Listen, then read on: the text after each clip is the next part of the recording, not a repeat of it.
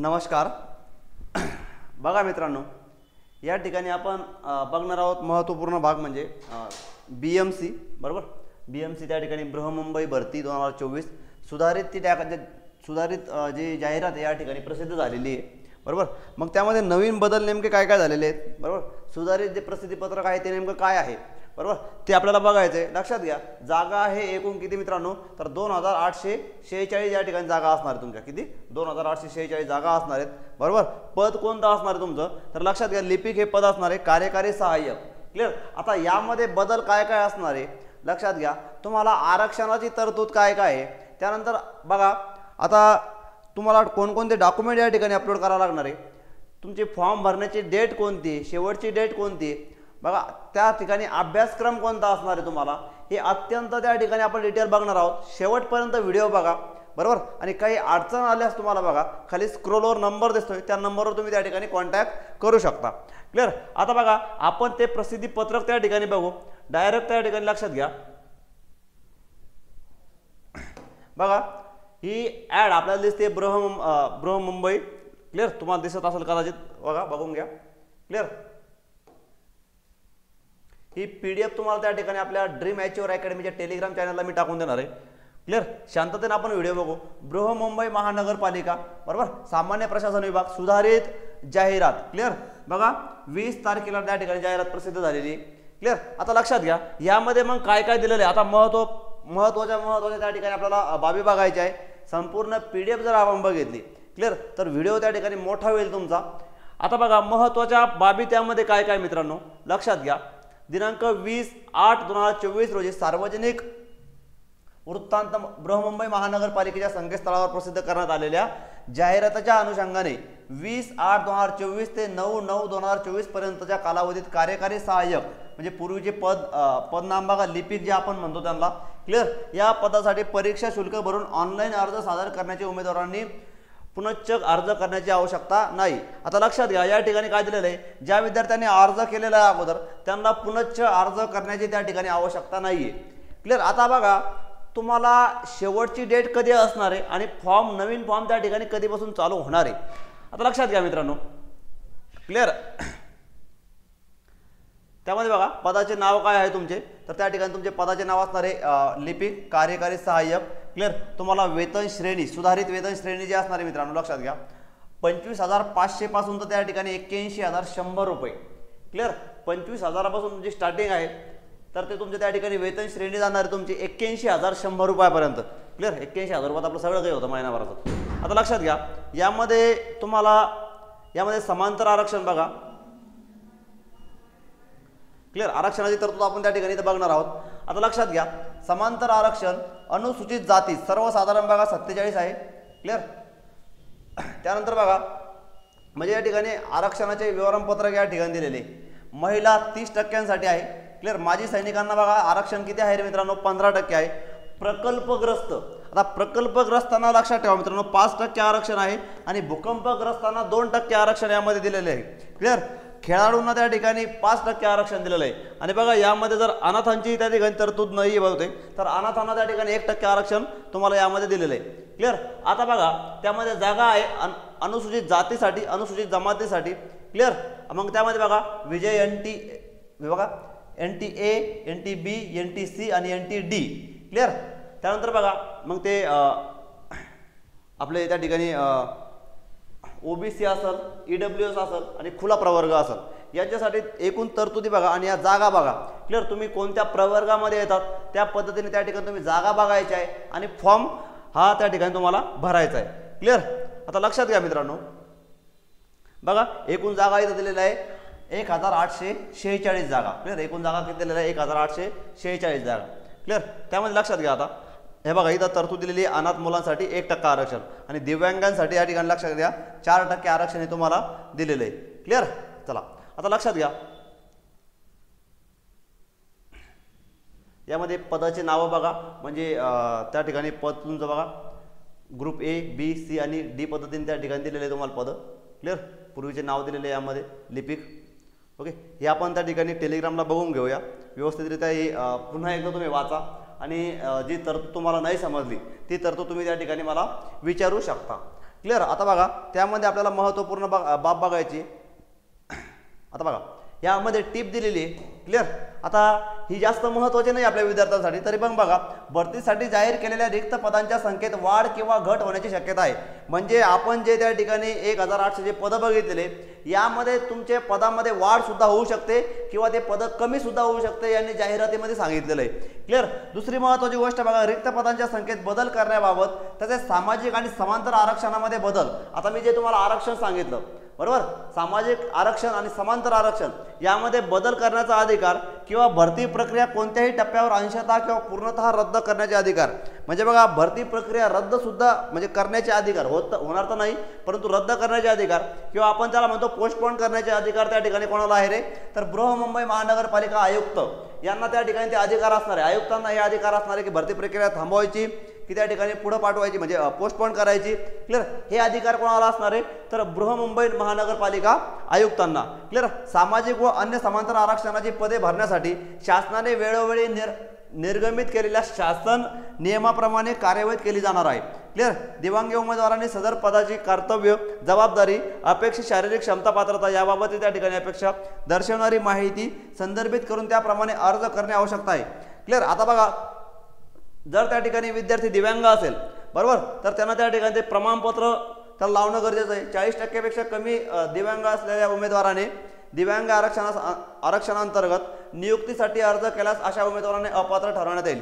बघा जर दिव्यांग असेल बरोबर, दिव्यांग जर असं समजा तुम्हाला दिसत नसेल 40% त्या ठिकाणी तुम्हाला जर बघा इथं दिलेलं आहे की 40% कमी दिव्यांगत्व असेल तर ते प्रमाणपत्र त्या ठिकाणी तुमचं गृहीत धरलं जाणार नाहीये. क्लिअर. ॲडमध्ये सांगितलेलं आहे. आता त्यामध्ये बघा महत्त्वाच्या काही सूचना आहे. क्लिअर. त्या सूचना आपण महत्त्वाच्या बघणार आहोत.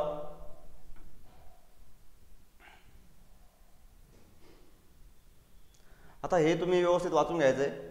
क्लिअर. आता यामध्ये फी बघा सामाजिक आणि समांतर आरक्षण दिलेलं आहे महिलांसाठी 30% प्रमाणे. क्लिअर. आता त्या पद्धतीने यामध्ये पदं दिलेले आहे. माजी सैनिकांना 15% प्रमाणे पदं दिलेले आहे. क्लिअर. माजी सैनिक बांधव क्लिअर यांना सुद्धा बघा प्रकल्पग्रस्तांना 5% मी तुम्हाला अगोदर सांगितलं.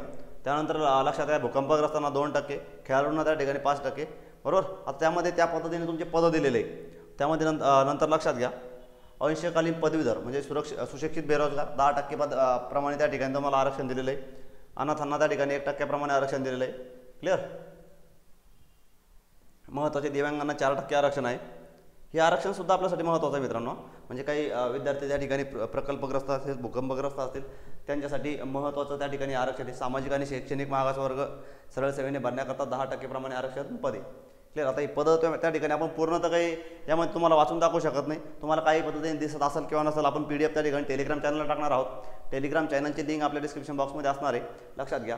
आता बघा आर्थिकदृष्ट्या दुर्बल घटकांसाठी EWS सरळ सेवेने भरण्यात येणारे 10% प्रमाणे आरक्षण त्या ठिकाणी पदे दिलेली आहे यामध्ये. क्लिअर. EWS 10% आरक्षण. आता यामध्ये बघा बृहन्मुंबई महानगरपालिकेच्या मागासवर्ग कक्षाचे परिपत्रक. क्लिअर. आता यामध्ये दिलेलं आहे की MBC 9520 दिनांक 11/4/2001 सोबतचा त्या ठिकाणी महाराष्ट्र शासन मान्यता प्रशासकीय विभाग. आता हे भटक्या जाती भटक्या जमाती यांसाठी दिलेलं आहे. क्लिअर. आता बघा पात्रता काय त्यामध्ये महत्त्वाची आपल्याला पात्रता. क्लिअर. भरपूर विद्यार्थ्यांना त्या ठिकाणी असतं मी या पदासाठी पात्र असणार आहे की नाही आहे. उमेदवार मान्यताप्राप्त मंडळाची माध्यमिक शाळा बरोबर, मान्यताप्राप्त मंडळाची माध्यमिक शाळा प्रमाणपत्र परीक्षा किंवा तत्सम परीक्षा उत्तीर्ण असावा. क्लिअर. यामध्ये महत्त्वाचे लक्षात घ्या उमेदवार मान्यताप्राप्त विद्यापीठाचा वाणिज्य म्हणजे तुमचा कॉमर्स असू द्या, सायन्स असू द्या किंवा आर्ट्स असू द्या किंवा तत्सम शाखांचा पदवीधर असावा. कोणत्याही शाखेमधला तो विद्यार्थी असेल तर तो विद्यार्थी पदवीधर असावा, ग्रॅज्युएट कंप्लीट असावा.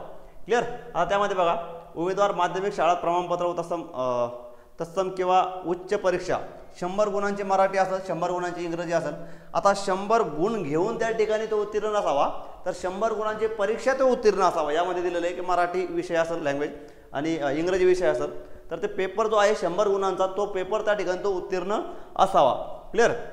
उमेदवाराकडे शासनाचे इंग्रजी व मराठी टंक लेखन प्रत्येकी किमान 30 शब्द प्रति मिनिट वेगाची परीक्षा उत्तीर्ण केल्याचे प्रमाणपत्र असावे. आता यामध्ये लक्षात घ्या तुम्हाला आपण म्हणतो मराठी 30 इंग्लिश 30. क्लिअर. हे त्या ठिकाणी तुम्हाला पाहिजे काय लक्षात घ्या उमेदवाराकडे शासनाने इंग्रजी व मराठी केलेल्या इंग्रजी आणि मराठी, इंग्रजी व मराठी, हे इंग्रजी 30 आणि मराठी 30 ही टायपिंगसुद्धा तुमच्याकडं असणं आवश्यक आहे. क्लिअर. महत्त्वाची अट आहे त्यामध्ये लक्षात घ्या मित्रांनो, उमेदवाराजवळ MSCIT प्रमाणपत्र असावं, म्हणजे तुमच्याकडे MSCIT उत्तीर्ण तुम्ही असावा, किंवा MSCIT त्यामध्ये नसेल तर त्यांनी याच्यामध्ये दिलेलं लक्षात घ्या मित्रांनो. बघा MSCIT नसेल तर विद्यार्थ्यांनी काय करायला मित्रांनो, संगणक माहिती तंत्रज्ञान विषयक परीक्षा उत्तीर्ण केल्याचे प्रमाणपत्र त्याच्याकडे असणं गरजेचं आहे. म्हणजे बघा त्याने संगणक विषयक किंवा माहिती तंत्रज्ञान विषयक कोणताही कोर्स केलेला असावा तर ते कोर्सचं प्रमाणपत्र त्याच्याकडे असणं गरजेचं आहे. क्लिअर. MSCITचं प्रमाणपत्र आता बहुतेक विद्यार्थ्यांकडे असतात. क्लिअर. आणि जरी ते नसेल तरी त्या ठिकाणी तुम्ही तुमच्याकडे काय पाहिजे तर संगणक विषय एखादा तुम्ही कोर्स केलेला आहे त्या कोर्सचं प्रमाणपत्र त्या ठिकाणी तुमच्याकडे असणं गरजेचं आहे. क्लिअर. आता महत्त्वपूर्ण टिप बघा, कार्यकारी सहाय्यक संवर्गातून नेमणुकीसाठी उपयुक्त नमूद केलेल्या शैक्षणिक पात्रता धारण करणे आवश्यक आहे. तथापि उमेदवाराजवळ उपरोक्त मध्ये नमूद केलेली संगणक विषयक पात्रता नसल्यास नियुक्तीसाठी दिनांकापासून 2 वर्षाच्या आत सदर पात्रता प्राप्त करणे आवश्यक राहील. बघा जरी समजा तुमच्याकडे MSCIT सर्टिफिकेट नसेल किंवा संगणक विषयक सर्टिफिकेट नसेल तर यामध्ये सांगितलेलं आहे की लक्षात घ्या नियुक्तीपासून 2 वर्षाच्या आत तुम्ही त्या ठिकाणी ते सादर करणं गरजेचं आहे. क्लिअर. आता हे तुम्ही त्या ठिकाणी वाचून घ्यायचं आहे. बघा आपण महत्त्वाच्या त्या ठिकाणी बाबी बघणार आहोत.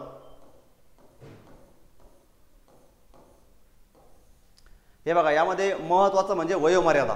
क्लिअर. वयोमर्यादा खूप महत्त्वाची. आता वयोमर्यादा बघा, जर तुम्ही राखीव म्हणजे खुला प्रवर्ग असेल, ओपन कॅटेगरी आपण त्याला म्हणू. क्लिअर. तर ओपन कॅटेगरीसाठी बघा 18 वर्षापासून ते 38 वर्षापर्यंत तुम्ही फॉर्म भरू शकता. उमेदवाराचं वय लक्षात घ्या, 18 वर्षापासून ते 38 वर्षापर्यंत त्या ठिकाणी तुम्ही फॉर्म भरू शकता. ओपन कॅटेगरीसाठी म्हणतोय मी, खुला प्रवर्ग.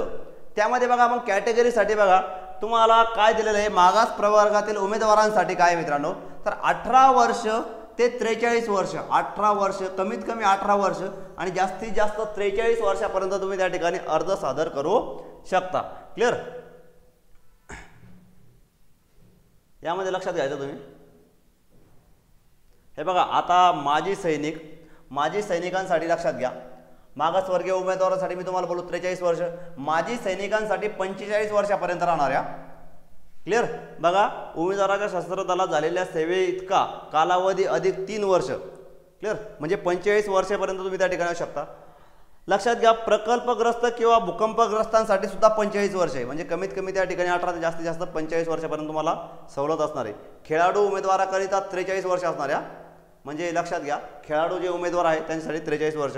अंशकालीन त्या ठिकाणी 55 वर्ष. आता बघा अंशकालीन पदवीधर बेरोजगार. क्लिअर. सुशिक्षित बेरोजगार उमेदवारांकरिता 55 वर्ष राहील. क्लिअर. म्हणजे कमाल वयोमर्यादा किती असणार मित्रांनो, जास्तीत जास्त 55 वर्षापर्यंत तुम्ही त्या ठिकाणी अर्ज सादर करू शकता. दिव्यांगांसाठी काय मित्रांनो लक्षात घ्या तर दिव्यांगांसाठी 45 वर्ष. क्लिअर. आणि फक्त तो 40% कमी नसावा. क्लिअर. अनाथांसाठी किती मित्रांनो 43 वर्ष आहे अनाथांसाठी. स्वतंत्र सैनिकांचे नामनिर्देशन पाल्य, म्हणजे बघा स्वतंत्र सैनिकांचे पाल्य यांसाठी 45 वर्ष असणार आहे. आता लक्षात घ्या आरक्षण यामध्ये आहे तर बघा राखीव खुला प्रवर्गातील उमेदवारांसाठी 18 ते 38. क्लिअर. वयोमर्यादा. त्यानंतर मागास प्रवर्गातील 18 ते 43. माजी सैनिक उमेदवारांकरता सशस्त्र दलातील केलेली सेवा +3 मी तुम्हाला बोललो अगोदरच. त्यानंतर बघा प्रकल्पग्रस्त 18 ते 45, भूकंपग्रस्त 18 ते 45, खेळाडूंसाठी 18 ते 43, अंशकालीन पदवीधर 18 ते 55, अनाथ 18 ते 43, दिव्यांग 18 ते 45 आणि स्वतंत्र सैनिकांचे नामनिर्देशन पाल्य उमेदवार 18 ते 45. क्लिअर. निवडीचे निकष त्यामध्ये दिलेले कार्यकारी सहाय्यक. आता हे तुम्ही त्या ठिकाणी वाचून घ्यायचं आहे व्यवस्थितरित्या. त्यामध्ये बघा तुम्हाला अभ्यासक्रम काय काय असणार आहे. क्लिअर. अभ्यासक्रम खूप महत्त्वाचा आहे मित्रांनो आपल्यासाठी. आणि अभ्यासक्रम काय असणार आहे मित्रांनो तर मराठी भाषा व व्याकरण. त्यामध्ये तुम्हाला मराठी असणार आहे, ते मराठी त्या ठिकाणी तुम्हाला असणार आहे बघा मित्रांनो एकूण प्रश्न 25 असणार आहे, एकूण गुण त्या ठिकाणी तुम्हाला 50 असणार आहे. क्लिअर. इंग्रजी भाषा त्यामध्ये 25 त्या ठिकाणी प्रश्न असणार आहे, 50 गुण असणार आहे. सामान्य ज्ञान त्यामध्ये बघा आपलं GS GK असणार आहे, तर हे 25 प्रश्न तुम्हाला असणार आहे 50 मार्कांसाठी. क्लिअर. याचं माध्यम बघा तर तुम्हाला मराठीचं त्या ठिकाणी मराठी असणार आहे, इंग्रजीचं माध्यम इंग्रजी असणार आहे, GSचं माध्यम बघा तुम्हाला प्रश्न मराठीत असणार आहे. आणि बौद्धिक चाचणी आपण त्याला म्हणतो 25 प्रश्न असणार आहे मित्रांनो 50 मार्कांसाठी. म्हणजे एकूण ते प्रश्न असणार आहे तुम्हाला 100 प्रश्न आणि एकूण तुम्हाला त्या ठिकाणी काय असणार आहे, तर गुण तुम्हाला किती असणार आहे, 200 मार्क त्या ठिकाणी तुम्हाला असणार आहे. लक्षात घ्या 100 प्रश्न आणि 200 मार्क यासाठी तुम्हाला वेळ असणार आहे मित्रांनो 100 मिनिटे. किती? 100 मिनिटे त्या ठिकाणी तुम्हाला वेळ असणार आहे. क्लिअर? आता बघा, आता लक्षात घ्या तुम्हाला मग त्यामध्ये अभ्यास काय करायचा यामध्ये दिलेलं आहे की सामान्य ज्ञान या विषयाकरता प्रश्नपत्रिकेमध्ये बृहन्मुंबई महानगरपालिकेशी संबंधित स्थानिक बाबी, वैशिष्ट्ये, चालू घडामोडीशी निगडीत प्रश्न त्या ठिकाणी असणार आहे. म्हणजे बघा बृहन्मुंबई महानगरपालिकेचे निगडीत तुम्हाला प्रश्न असणार आहे किंवा चालू घडामोडीचा त्यामध्ये समावेश असणार आहे. क्लिअर? आणि इतर सुद्धा तुम्हाला प्रश्न असणार मग त्यामध्ये. क्लिअर? आता बघा बौद्धिक चाचणी स्वरूप माध्यमिक शिष्यवृत्ती परीक्षेनुसार असणार आहे, मौखिक चाचणी घेण्यात येणार आहे नाही. क्लिअर? आता हे आपण अभ्यास करतो त्या पद्धतीने आपल्याला समजतंय की नेमकं काय वाचायचं आहे. आता ऑनलाईन अर्ज करण्याचे बघा यामध्ये दिलेले आहे की ऑनलाईनच अर्ज करू शकता, ऑफलाईन अर्ज स्वीकारणार नाही. ऑनलाईन अर्ज करण्याची त्या ठिकाणी तुम्हाला लिंक दिलेली आहे. आता यामध्ये बघा उमेदवारांकरता मार्गदर्शक पुढील प्रमाणे केल्या कॉल सेंटर दूरध्वनी. आता बघा तुम्हाला जर काही अडचण आली तर बघा याच्यावर नंबर सुद्धा दिलेला आहे, कॉल सेंटर दूरध्वनी. मग त्यामध्ये वेळ दिलेली आहे की या वेळेमध्ये तुम्ही त्या ठिकाणी फॉर्म भरू शकता, आपलं कॉल करू शकता. आता लक्षात घ्या यामध्ये तुम्हाला महत्त्वपूर्ण काय आहे तर ऑनलाईन अर्ज पद्धतीने सादर करण्यासाठी, ऑनलाईन पद्धतीने परीक्षा शुल्क भरण्यासाठी लिंक सुरू होण्याचा दिनांक किती आहे मित्रांनो, तर 21 तारीख 21/9/2024 त्या ठिकाणी तुमची लिंक चालू होणार आहे. आणि शेवटची तारीख अंतिम वेळ काय आहे मित्रांनो तर 11/10/2024 वेळ रात्री 12 वाजेपर्यंत. 11 तारखेला 10व्या महिन्यापर्यंत, बरोबर 11 तारखेला 10व्या महिन्यापर्यंत रात्री 12 वाजेपर्यंत त्या ठिकाणी तुमची ही लिंक चालू असणार आहे. क्लिअर? आता महत्त्वपूर्ण बघा त्यामध्ये काय आहे रे, परीक्षा शुल्क. आता महत्त्व आपल्याला हे खूप महत्त्वाचं आहे त्यासाठी. ऑनलाईन परीक्षा शुल्क, ऑनलाईन परीक्षा शुल्क खालीलप्रमाणे केले जाईल. राखीव खुल्या प्रवर्गातील उमेदवारांकरता बघा 1000 रुपये असणार आहे. क्लिअर? वस्तू व सेवा करासहित, म्हणजे इथं सुद्धा त्या ठिकाणी ते विद्यार्थ्याकडून कर आकारताय. मागास प्रवर्गातील उमेदवारांकरता 900 रुपये असणार आहे त्यामध्ये. क्लिअर? आता बघा यामध्ये मग परतावा, परीक्षा शुल्क ना परतावा आहे. क्लिअर? यामध्ये दिव्यांग उमेदवारांकरता सूचना आहे. आपण जास्त त्या ठिकाणी वेळ तुमचा घेणार नाही. महत्त्वपूर्ण बाबी तुम्हाला त्या ठिकाणी मी वाचून दाखवतोय.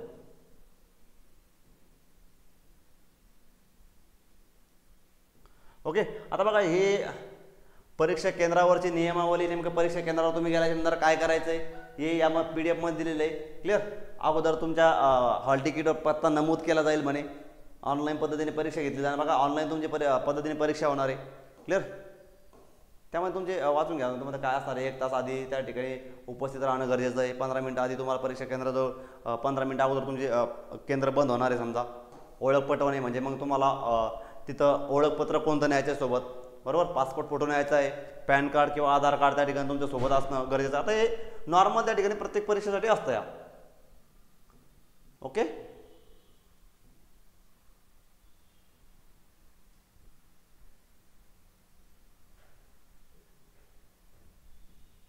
मी तुम्हाला बोललो आता बघा या सर्वसाधारण अटी दिलेल्या आहे की परीक्षेबद्दल निर्णय घेण्याचा अधिकार कोणाला मित्रांनो, आयुक्तांना, बृहन्मुंबई महानगरपालिका आयुक्तांना.